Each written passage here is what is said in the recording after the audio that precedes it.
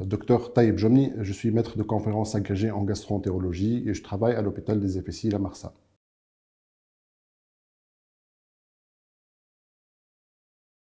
Dans les séries chinoises, chez les patients ayant une infection active par le Covid-19, la symptomatologie était dominée par des signes généraux à type de fièvre et d'asthénie, puis les symptomatologies respiratoires à type de toux et de dyspnée. Les signes digestifs apparaissaient en troisième position et s'observaient dans environ 10 à 30% des malades. C'était dominé par la diarrhée et les nausées, mais également on voyait des douleurs abdominales et des vomissements. Et il y a même une série qui a montré qu'environ 10% des malades avaient développé une diarrhée et des nausées, avec apparition en moyenne 48 heures après de symptomatologie générale, c'est-à-dire de la fièvre et la symptomatologie respiratoire. Ceci dit, la symptomatologie digestive peut être révélatrice de la maladie et peut être inaugurale de la maladie.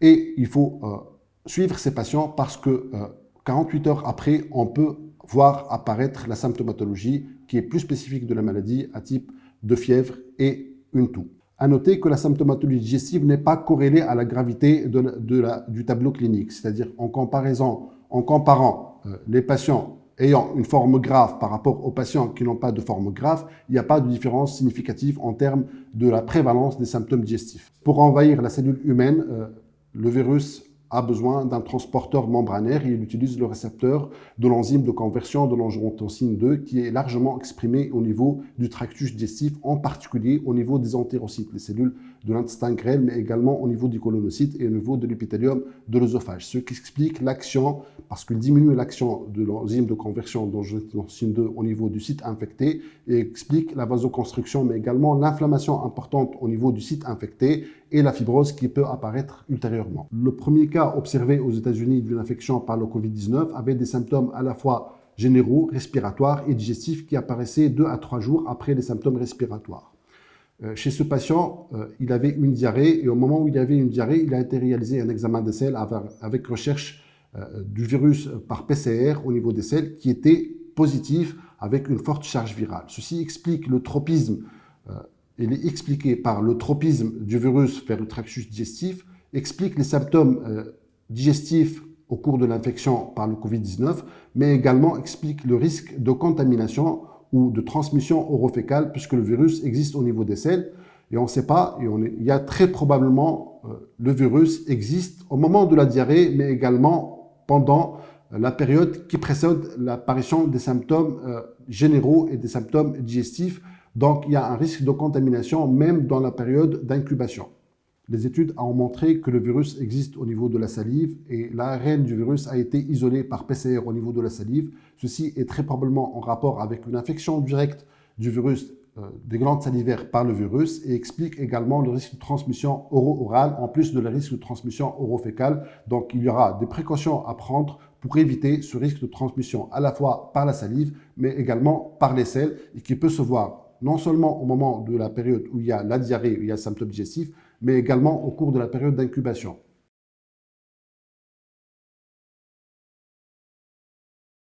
Le foie est considéré comme une cible potentielle du virus Covid-19, du fait de la présence en abondance au niveau du foie, au niveau des hépatocytes, mais au niveau de l'épithélium biliaire, de récepteurs de l'enzyme de conversion d'angiotensine 2. En pratique, et dans les séries chinoises, il a été observé qu'environ 10 à 40% des malades avaient une perturbation du bilan hépatique. Elle a été jugée comme une perturbation légère, intéressant essentiellement une transaminase qui ne dépassait pas les 3 fois le normal. On observait également une légère augmentation de la bilirubine. La perturbation du bilan hépatique était fréquemment observée dans les formes graves par rapport aux formes bénignes.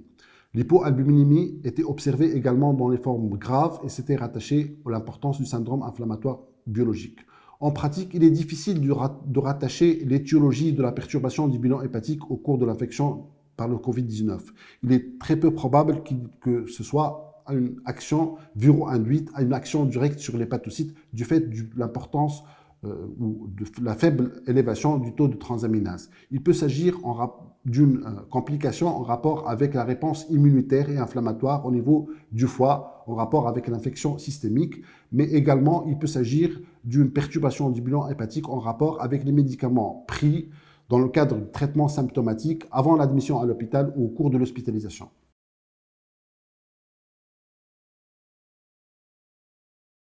Le problème se pose essentiellement pour les malades ayant des maladies inflammatoires chroniques de l'intestin et les données de la littérature actuellement ne montrent pas que les traitements immunosuppresseurs ou la biothérapie utilisés au cours des MICI augmenteraient le risque d'attraper l'infection, d'avoir une infection plus grave ou une infection d'une durée plus prolongée. En l'absence de données probantes, les sociétés savantes, en particulier la Société canadienne, a stratifié les malades selon leur niveau de risque et a considéré les malades MICI à haut risque d'attraper l'infection par le Covid-19, les patients qui ont une poussée active, qu'elle soit inaugurale ou une poussée d'une maladie connue, les patients sous corticothérapie orale ou intraveineuse, quelle que soit la dose, les patients ayant une dénutrition et les patients sous traitement ou une alimentation par voie entérale ou parentérale du fait de la dénutrition.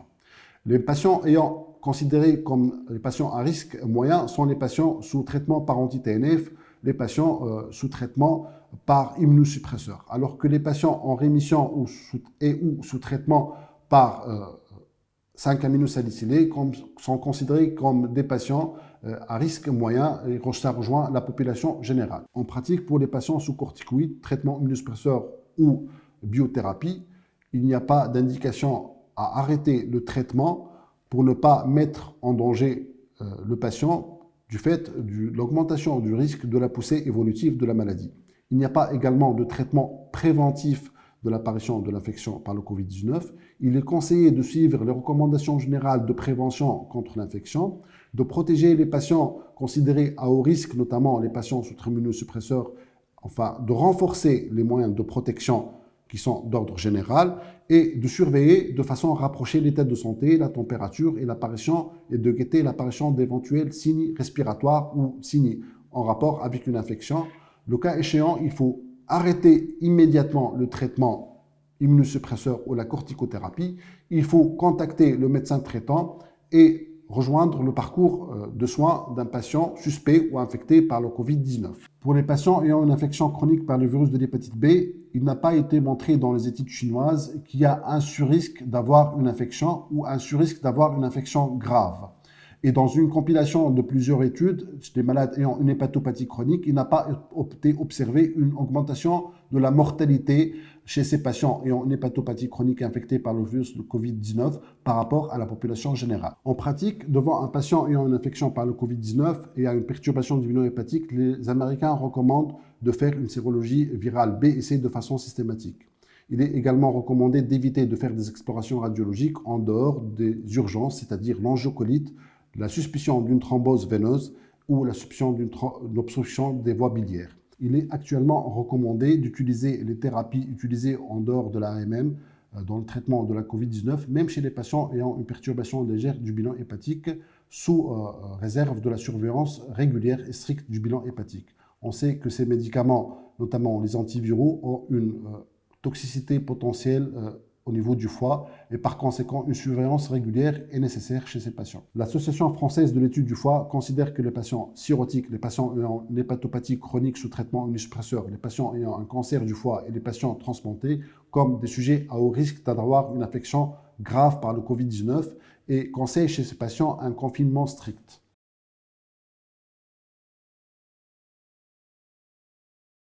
Les données de la littérature montrent que les patients ayant un cancer ont un surrisque d'avoir l'infection qui est multipliée par 3, que l'infection soit grave, un surrisque multiplié par 5, et une augmentation de la mortalité fois 8. Pour cette raison, il est recommandé chez ces patients d'éviter le contact avec les milieux de soins et d'éviter les situations à risque comme la chirurgie ou la chimiothérapie. Il y a une mise à jour qui a été faite dans le thésaurus de cancérologie digestive. Il est recommandé de discuter au cas par cas, selon le patient, selon la maladie, selon le stade évolutif de la maladie, et le risque, c'est de laisser évoluer la maladie cancéreuse.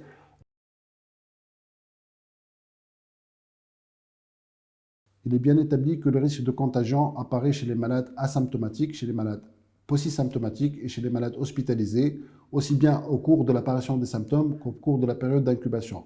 Du fait que nous sommes dans la phase 3 de l'épidémie, on doit considérer comme tout patient comme à risque d'être infecté ou atteint par le Covid-19. Il y a des précautions à prendre, notamment en endoscopie. Pourquoi? Parce que, comme on l'a dit tout à l'heure, la salive contient le virus. les sécrétions digestives, et en particulier au niveau des selles, il existe le virus.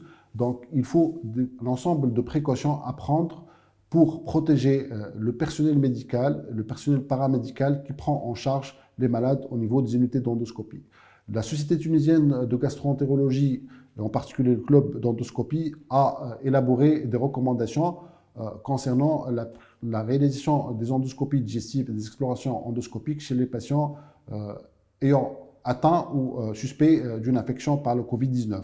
Premièrement, il faut éviter toute exploration non urgente. Et l'exploration endoscopique doit se limiter aux patients ayant une hémorragie digestive, les patients ayant un corps étranger pour extraction de corps étranger, ou dans les cas particuliers, en cas d'angiocolite biliaire ou autre, pour réaliser un KT, une CPRE. Il est également recommandé de limiter l'accès à la salle d'endoscopie au personnel soignant.